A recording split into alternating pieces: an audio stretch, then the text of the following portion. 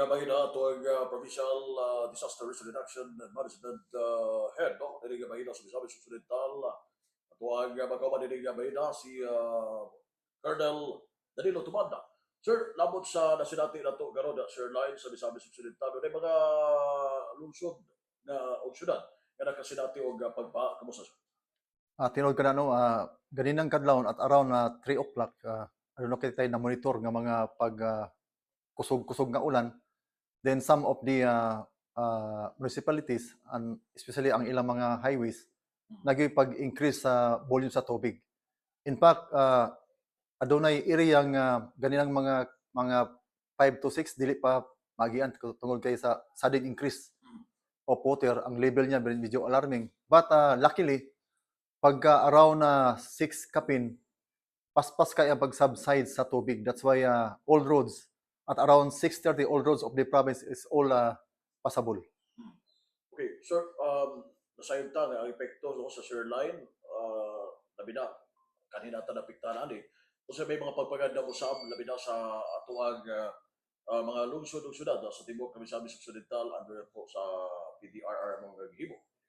So paano, because of that experience before during the shoreline, kini atong mga katawhan no, kini sa mga flood prone areas, they were already briefed and kabulo na sila kung unsay buhaton kapag adunay pag-increase sa tubig within their area. In fact, aduna kitay mga mga gipang evacuate ganina. Although dili pa kayo alarming ang tubig within their vicinity, pero aduna kitay gyud kanang forced evacuation para dili na mahitabo ang katong mga panghitabo before during the shoreline nga medyo na surprise kita nga pagtaas sa tubig. That's why pahirapan no ang mga pagkandak ng rescue. But this time gamayng kuan lang gyud no pag-increase sa tubig based sa monitoring ng mga MDRR mo na atong basis dayon ato dayon tay mga preventive evacuation dayon nga ginahimo. Sir, doon na ba yung mga lungsod ug syudad nga ginatutukan ninyo na previously na naapektahan sa may risgo ba nga dako og epekto labi na sa mga pagba? Ang ato gyud gina-monitor kapag adunay mga sitwasyon nga pareho ka nga ganyang buntag, kining lugar sa Aluran, kining Sinakaban, Todila, then we have that Clarin and Lopisay na. Kay mao gini mga lugar gyud nga mostly good kapag adunay weather disturbance, kini dayon ang dali-dali ilay maapektuhan. Okay. Sa pagkakaroon na naka-standby ba gyapon, possible nga ay doon na may mga nagkulis maot pa ba gyapon ang panahon na to diri mga bahina.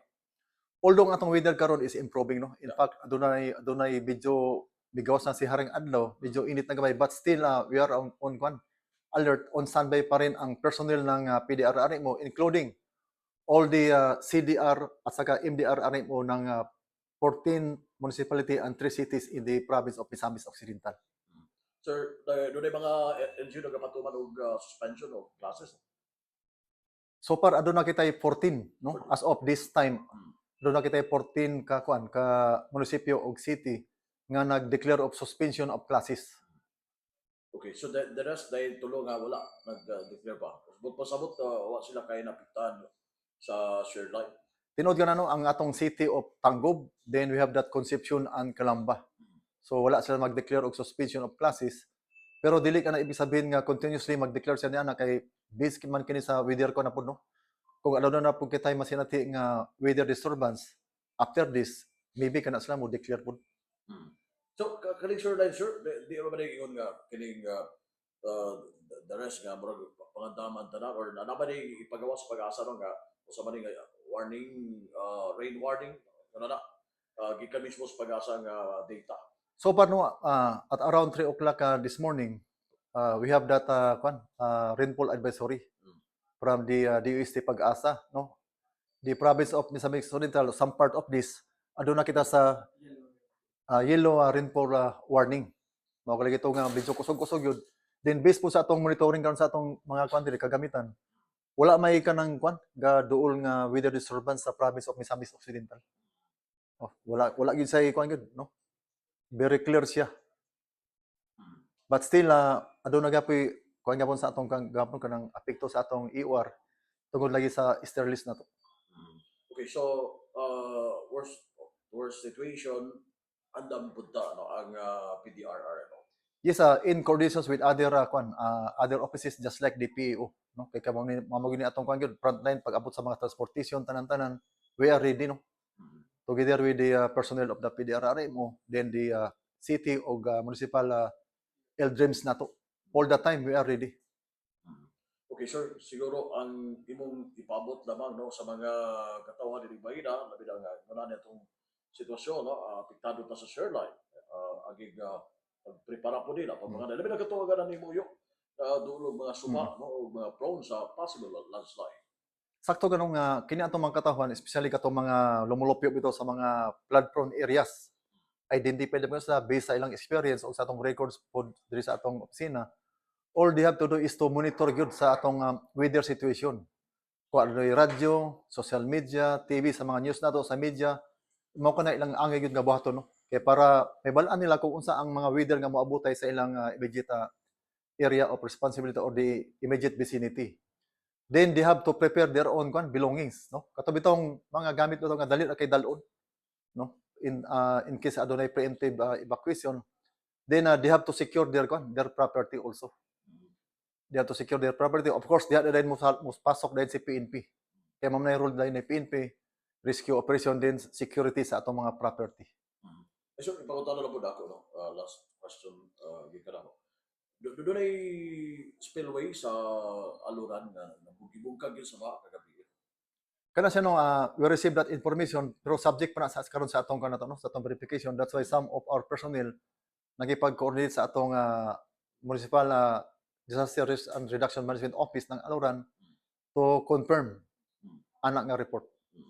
So, possible, sa uban nga mga lugar nga wala ingon ana nga mga damage sa inyong nakita karon.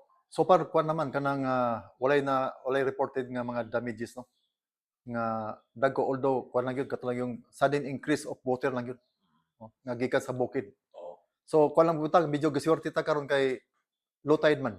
Mm. Although kusog ang tubig from the kuan sa gikan sa bukid, but paabot sa ubos dili man siya high tide. That's why paspas kayo ang paglurang sa tubig ganinang buntag. So, muna nagkabintahan niya kay Bintaha, low tide dyan. Ang hadlok yan na kung high tide. Mao kana among ginabantayan, no, kung kusog ang tubig sa bukid then high tide, pag abot sa ubos ana magtagbo na siya. That's why paspas kayo taas sa tubig, especially kay mga highways nato dito sa atong province. Pero luckily this morning medyo gibuligan po kita sa kuan kay saan po nga wala po mo sabay si high tide po. Okay. So, in coordination sa uban nga mga ahensya na hagyapon sa no, Coast Guard, iba pa. Maintain gyapon. In fact, naisuri mi ganyan ni Battalion Commander sa 10th IB ni Lieutenant Colonel Nelson Boticario. According to him, aduna sila enough personnel, no, on standby. Gahulat lang sila tawag sa ato kung we need their support and assistance. Sir, thank you.